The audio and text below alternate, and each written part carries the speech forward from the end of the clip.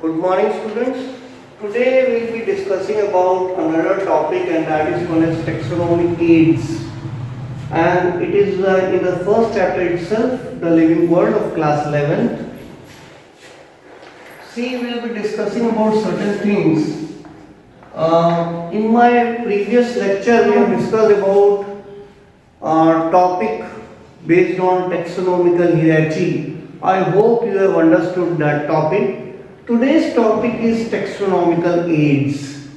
Now, these are the parts of which we have to study today. Now, let us talk about taxonomical aids first of all. See, as you know, taxonomy is very important science. It is the study of classification, the steps which are involved in classification. It is very essential for the study of agriculture, animal husbandry, forestry, for industries as such, and moreover, in order to generally know about the biodiversity and the bioresources which are present in our area. Now, in order to study taxonomy, there are certain things which are required. First of all, classification and identification steps should be correct. That is, the classification should be correct as well as identification should be correct. Moreover, it is also required that the specimen collection should be done. Preservation of specimen is also very important. Both preservation as well as collection of the specimen is very important. Okay, now the biologists have developed certain procedures in order to study taxonomy, and moreover in order to collect the specimen and to preserve the specimen. So now we will be talking about all those things which are helpful in the study of taxonomy and which are called as taxonomical aids. So first taxonomical aid which we will be studying is called as herbarium. This is the first one, herbarium. So herbarium is actually a storehouse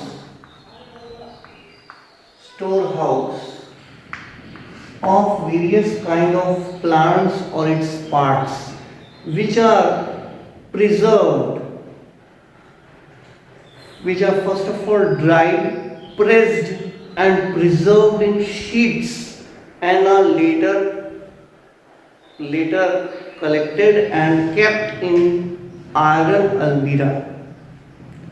Now the preservation process should be very accurate. It should be classified according to the universal accepted criteria for classifying and keeping the material safely. Now, in certain cases, for example, if the plant is very small, in case of herb plant, the whole plant can be dried, kept and preserved in form of sheets. In that particular sheets, name of the person who has discovered that plant is written. Both biological as well as local name is written over there. Date is mentioned, as well as the place from where it has been obtained, that is also mentioned. It serves for quick referral system. That is, quickly you can refer it, and it is a source for identification. You suppose if you get a plant and you want to compare that plant with some known plant, then you can visit a herbarium and you can easily see where that particular plant, whether that particular plant is present there or not, or what are the features which are same in that particular plant and the plant which you have obtained. So you will be able to find out to which genera, to which family, to which order, or to which class, or to which division that plant belongs to. So herbarium is a very important a taxonomical aid used for identification purpose. Okay, now let us talk about botanical gardens. In botanical gardens, you will find live plants. For example, botanical garden, you must have heard about NBRI, National Botanical Research Institute in Lucknow. Then there are more famous botanical gardens also, for example, Royal Botanical Garden KEW in England. In India, National Botanical Garden Howrah, you must have heard about this name, National Botanical Garden Howrah. This is also a very important botanical garden. In a botanical garden, you will observe that the plants are present, and there you will find that the scientific name as well as the local name, the family to which the plant belongs to, all these things will be mentioned there. And since it is a living plant, if you get a plant and you are thinking of that this is a new plant, you can compare the characteristics of the plant with the plant available in the botanical garden. So naturally it is also for identification purpose. Okay, now let us talk about museums. See, museums are present in school and colleges where people can see the things, remainings of the past, and can study there. In museum, the animals and plants can be kept in a large container or jar which have preservatives in them. Now, even animals and plants can be kept without any kind of preservative in a dry condition.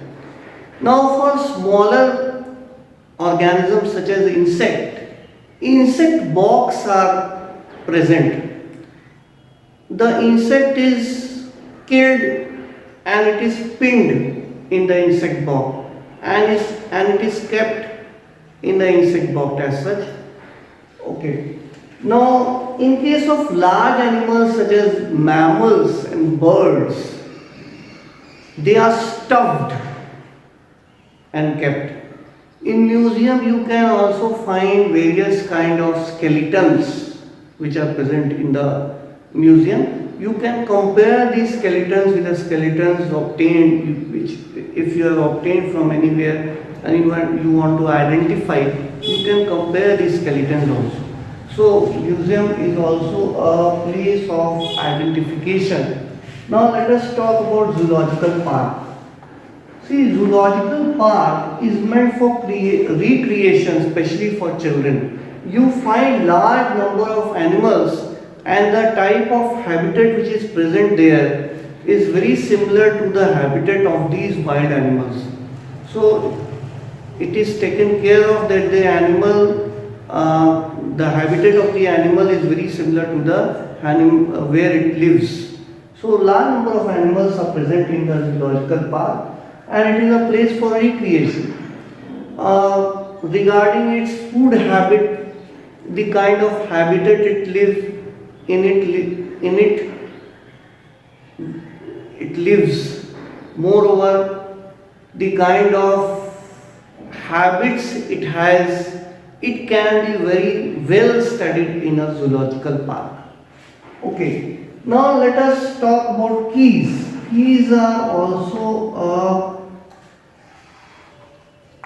meant for identification purpose.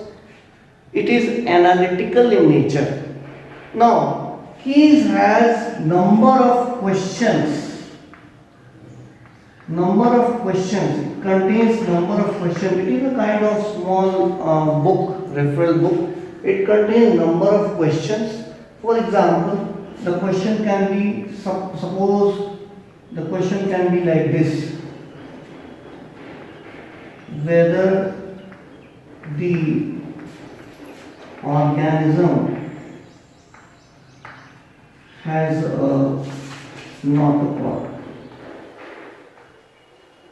To each question there will be two alternatives. Two alternatives will be present for each question. The alternative can be either yes or no. Suppose if you mark the organism has an autopod, yes, it has an autopod, then it will be followed by the second question. Now the second question is whether the organism has a vertebral column. Whether the organism has a vertebral column.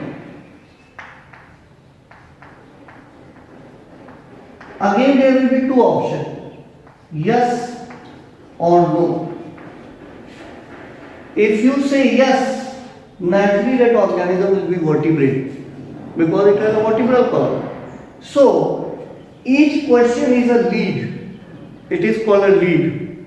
It gives direction to, it gives way to another question. So naturally at the end of this question you will be able to arrive at the conclusion what kind of organism it is. So these are called as keys. Now suppose whether the organism has a vertebral column, I have put yes. Then obviously third question comes whether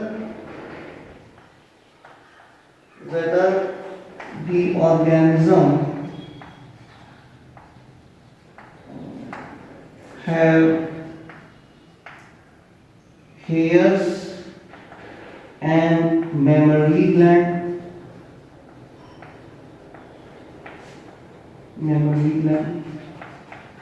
Again there are two options, either yes or no. If you say yes, obviously that organism belongs to class Mammalia. Suppose if you say no, then there will be another question. For example, whether this organism can fly, whether this organism have feathers, not fly, feathers. Whether this organism have feathers, there will be again two options, yes and no. And you say yes, then it comes to conclusion that organism might be ave, that is a bird. So keys are basically analytical. Through this analysis, we will come to know whether the organism belongs to which class, which phylum, which family, which genus, etc. So the keys have been developed for genus also, family also, order also, class also, phylum also, and kingdom also. So now I have told you about herbarium, botanical garden, museum, zoological park, key. Now we will be talking about certain other things.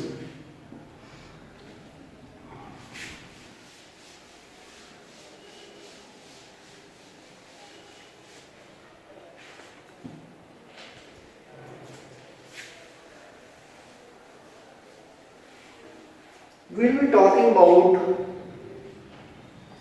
manuals, flora, monograph and catalog. See, manual is a kind of book and it describes the species present in the particular area. The name of the all species is given over here. It is a kind of book which describes the particular habitat also to a small extent, and it is for identification purpose. The flora is for plants, all the plants which are present in an area, but it also describes the habitat of that particular area, the species richness of that area, the climatic conditions of that area. It is much descriptive book. It consists of climatic, it will describe the climatic conditions of that place, habitat of that place, the rainfall condition of that place, the species richness of that place, and obviously the number of species which are present in that particular area. It also tells about the distribution pattern of a particular species in that area, how they are distributed. So that is more elaborate, and than the manual. It is more elaborate than the manual. Now monograph, it gives information about a particular taxon. For example, if I say that the cat family is distributed in one area, so it will only tell you about the all the organism belonging to the cat family in a particular area in a much descriptive manner. For example, it will tell about the lions which are present in that area. It will speak about the tigers which are present in that area. It will tell you about all the cats which are available in that area in a much descriptive manner. But they will tell you about only one taxon. So that is the difference between the manual flora and monograph. Now let me tell you about the catalog. Okay, in a catalog, in a given specific area, all the species have been mentioned. For example, one name of the first species is written, second name of the second species is written, third name of the third species is written. It is described very minimally, very small description may be given. So that is all about manual, flora, monograph and catalog, and they are also helpful in identification and classification purpose. Thank you. I hope you like my lecture. Have a nice day.